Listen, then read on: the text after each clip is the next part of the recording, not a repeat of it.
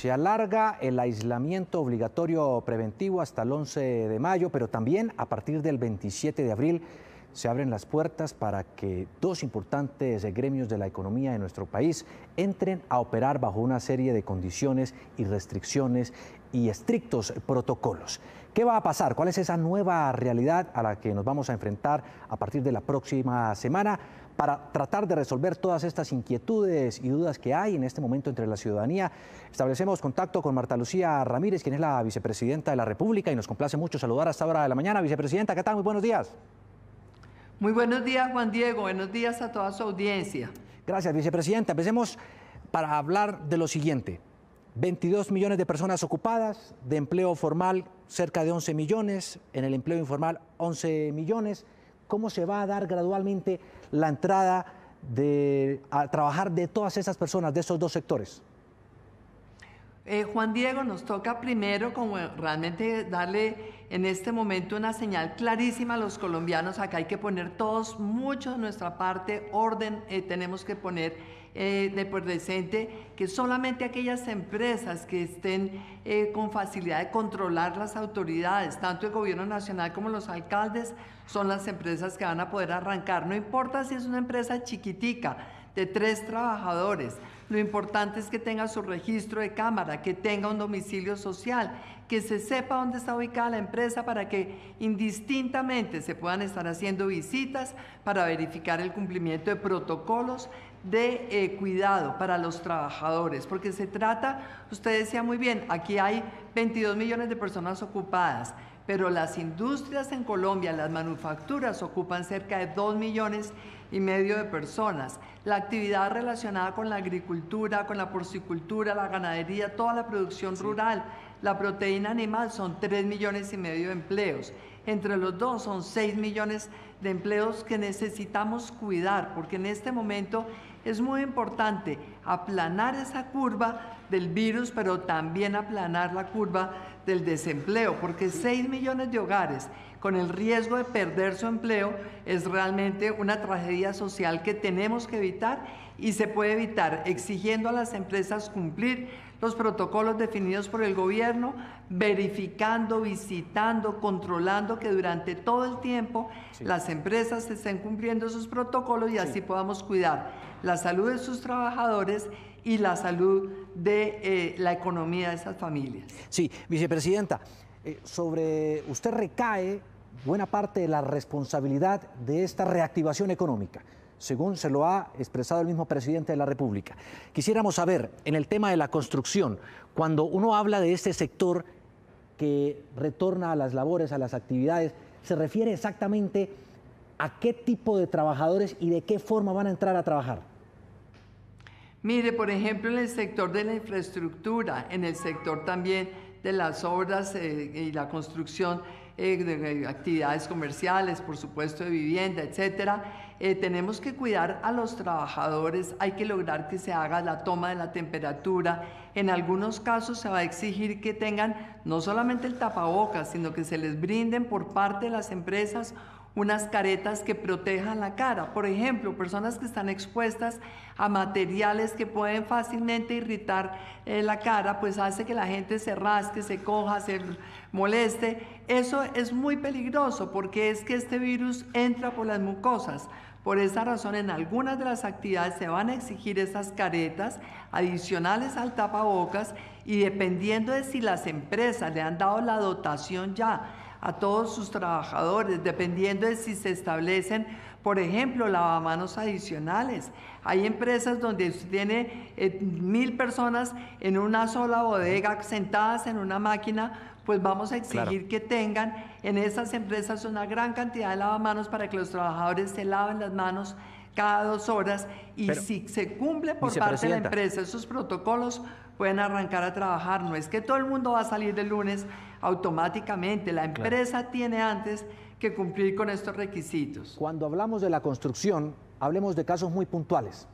Por ejemplo, si hay un colombiano que por una u otra razón requiere con urgencia una refacción, un arreglo de su casa, podría llamar a un obrero, a un maestro de la construcción y decirle: venga por favor y me repara este daño, y además podrían ir a comprar cosas a la ferretería.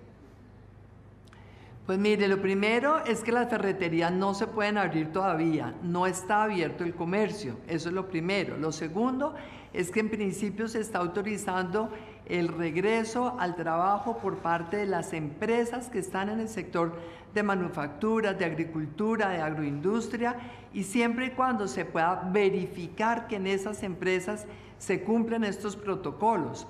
Un profesional independiente, un trabajador independiente no está dentro de estas categorías. El presidente Iván Duque ha insistido, queremos rápidamente autorizar que todos los trabajadores independientes puedan volver a salir, pero en esta primera etapa tenemos que concentrarnos solamente en las empresas para poder exigir esos controles y verificarlos. Más adelante, el resto, queremos que seamos pronto todos otra vez recuperando una vida relativamente normal, pero esto requiere una gran disciplina social. Todos debemos estar conscientes. Hay que cuidarnos nosotros, hay que cuidar a los otros, porque si no nos cuidamos y si la curva de este virus llega a coger velocidad, tendríamos que volver a cerrar todo y eso sería muy negativo. Pero que lo que queremos es que se pueda mantener abierto, que la curva del virus vaya lentamente y así Colombia no esté arriesgando muchas más vidas, que Colombia realmente sepa que está controlando eso está claro, vicepresidenta, la vida de los colombianos y la salud y por supuesto también el bolsillo de las familias. Eso está muy claro. Explíqueme esto, en el tema de las manufacturas de este sector, estamos refiriéndonos específicamente, por favor, a qué trabajadores, de qué áreas dentro de este sector, que bueno, es bastante amplio. Convertir una materia prima en un bien podría ocurrir dentro de los textiles, las confecciones, pero también en otra área, como por ejemplo la metalúrgica. ¿Eso también cobija la manufactura? Claro que sí, todos los que están en el sector metalmecánico, los que están en el sector siderúrgico, el sector automotriz, la cadena textil, la cadena confecciones, la cadena de cerámica, de vajilla, de loza, las fábricas de muebles, son todas estas industrias que producen, que transforman una materia prima, como usted muy bien lo acaba de definir. Esos son los que van a poder entrar a operar, las industrias de plásticos, los petroquímicos, todo lo que es producción fabril. Eso es lo que puede entrar el lunes siempre y cuando las empresas cumplan los protocolos definidos por el gobierno, que el ministro de Salud debe ponerlos en conocimiento de aquí a los siguientes 2 días a más tardar. ¿Qué pasa, vicepresidenta, si por ejemplo no se cumple el protocolo porque la empresa no encontró los tapabocas o los antibacteriales o no pudo garantizarles las medidas de precaución exigidas porque en el mercado no se consiguen esos productos? Bueno, pues el gobierno está haciendo un esfuerzo muy grande justamente para que se consigan en cantidad más que suficiente. Ustedes saben, con el ministro de Comercio Exterior hace 3 semanas hemos venido convocando a todos los confeccionistas de este país para que se dediquen a hacer tapabocas, para que hagan todos los elementos de protección para el personal de la salud, los médicos, las enfermeras, los internistas, los anestesiólogos. Todo el sector de la salud es nuestra prioridad. Luego, en este momento se están produciendo una gran cantidad de tapabocas y en eso sí nos toca realmente ser muy estrictos.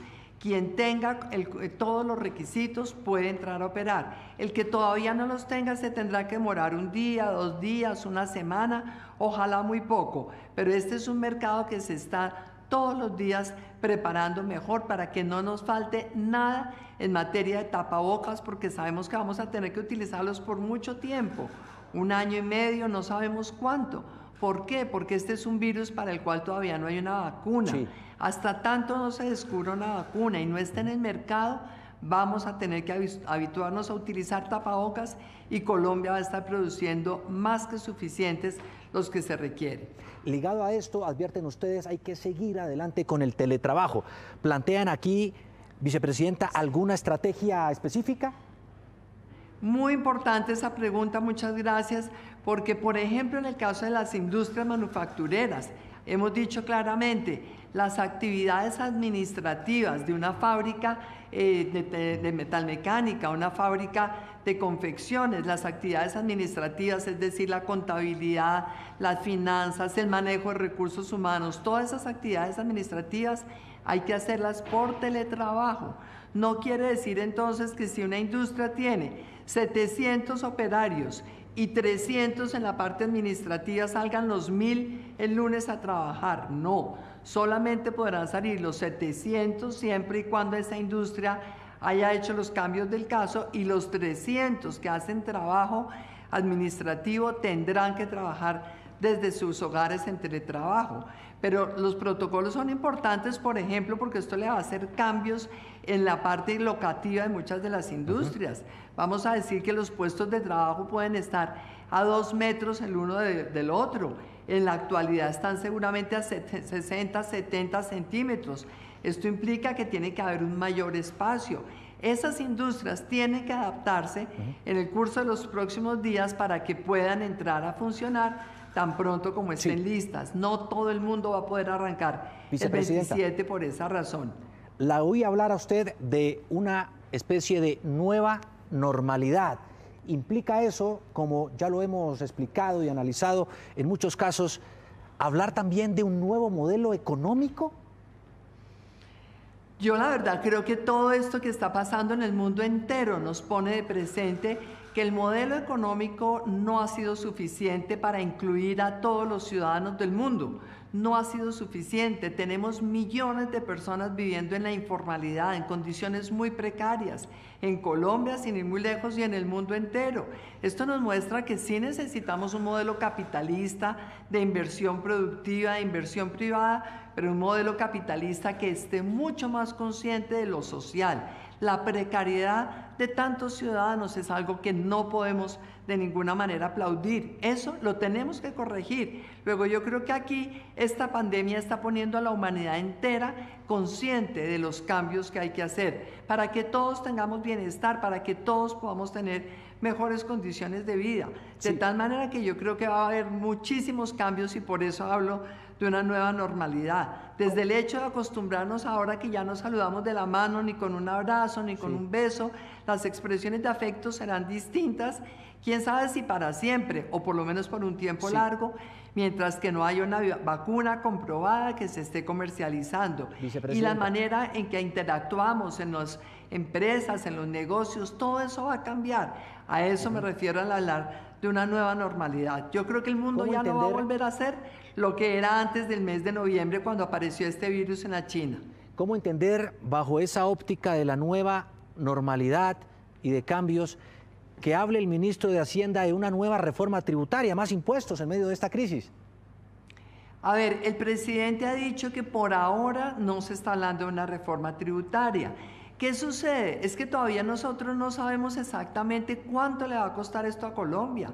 Hasta ahora ha costado 1.5% del PIB, todas las ayudas, los auxilios, los subsidios que el gobierno tuvo que improvisar de la noche a la mañana para poder atender las necesidades de cerca de 10 millones de familias que han necesitado los mercados, que han necesitado estas ayudas. De tal manera que cuando se sepa bien cuánto le costó esto a Colombia, en qué condiciones queda nuestra economía, pues vendrán las etapas posteriores. El presidente ha dicho, por ahora no hay necesidad de una reforma tributaria, porque es que realmente estamos apenas en un proceso que nos puede tomar semanas, meses, no sabemos cuánto. Esperamos que en la medida en que se restablezca paulatinamente las actividades económicas, pues obviamente las familias dependan mucho menos de los auxilios del gobierno, y en esa medida sabremos cuál es el faltante que tiene el gobierno nacional, que tiene la nación, que tiene el Estado en sus finanzas. La reacción del gobierno, sobre todo en el suministro de ayudas humanitarias, ha estado sobre una especie de sospecha, en algunos casos muy puntuales, advertida además por los organismos de control, refiriéndose a más de 5.000 contratos, advertido y también mencionado por la misma Contraloría General de la República, de sobrecostos, presuntos hechos de corrupción en la repartición de todas esas ayudas. Usted también ha liderado una especie de escuadrón élite para combatir esto. ¿Cómo está hoy por hoy esa lucha contra la corrupción para evitar que la contratación pública termine en los bolsillos de los políticos corruptos? Sí, Juan Felipe, esa es una de las cosas tristes y muy vergonzosas de Colombia. Cómo han tenido la frialdad el cinismo de robarse la plata a la salud durante muchísimos años. Y es cuando vemos entonces cómo se inventaron también con ocasión de las enfermedades huérfanas, cómo sacarle la plata y defraudar la salud de los colombianos. Aquí el gobierno ha tenido que sacar una serie de normas para facilitar la contratación, para que sea más ágil, para que los hospitales puedan tener la dotación que necesitan, más camas, más unidades de cuidados intensivos. Pero facilitar la contratación no quiere decir relajar los controles. Por eso, a través de la Secretaría de Transparencia y Lucha contra la Corrupción, a través de Colombia Compra Eficiente, el presidente Iván Duque ha determinado que el Ejecutivo trabaje permanentemente en prevenir, en cerrar espacios para los corruptos, y complementariamente siempre tenemos nosotros esa tarea de los organismos de control, la Contraloría, la Fiscalía, la Procuraduría. Todos tenemos que trabajar unidos para lograr que aquí la corrupción no se lleve la plata de los colombianos, ni con el pretexto del coronavirus, ni con el pretexto de las enfermedades huérfanas, ni con ningún pretexto. No podemos permitir que se sobrepaguen los mercados, ni que se vayan a pagar otros eventos o otras necesidades en los hospitales mucho más costosos de lo que realmente valen esos productos. De tal manera que aquí, Juan Diego, tenemos que entre todos cuidar los recursos públicos y saber que el gobierno está trabajando en prevenir, los organismos de control en corregir, en sancionar, y todos los colombianos tenemos que velar. Si algún colombiano sabe, si le dicen, es que están repartiendo mercados, y después son mentiras que están repartiendo los mercados, háganoslo saber, porque aquí el presidente Duque, todo el gobierno, los alcaldes, los gobernadores, los organismos de control, todos los funcionarios públicos tenemos la obligación de cuidar esos recursos para que la ciudadanía realmente vea que llegan a donde tienen las necesidades los colombianos, que llegan a los destinatarios que deben ser y no a los bolsillos privados de ninguno, ni políticos ni particulares que se aprovechan de una tragedia como es esta pandemia que está viviendo hoy tantos países, 185 países del mundo entero. Vicepresidenta, permítame sugerirle humildemente un último protocolo para que me responda aquí rápidamente a esta pregunta, porque el tiempo en televisión usted sabe qué acosa, pero este es un tema que no quiero dejar pasar. Tiene que ver con una denuncia muy puntual sobre el programa de ingreso solidario, que busca que por lo menos 3 millones de colombianos se beneficien de todas las ayudas y programas sociales del gobierno. Se ha advertido allí sobre posibles casos de cobros irregulares y giros. Ya se han hecho más de 1.200.000 a todas estas personas de nuestra población vulnerable, y muchos de los datos, de las bases de datos de la Registraduría y de Planeación Nacional han estado bajo sospecha porque al consultarlos en las páginas de internet se ponen los números de cédula y aparecen personas de nombres que ya murieron o simplemente nombres falsos. ¿Ya se corrigió eso? ¿Se depuró?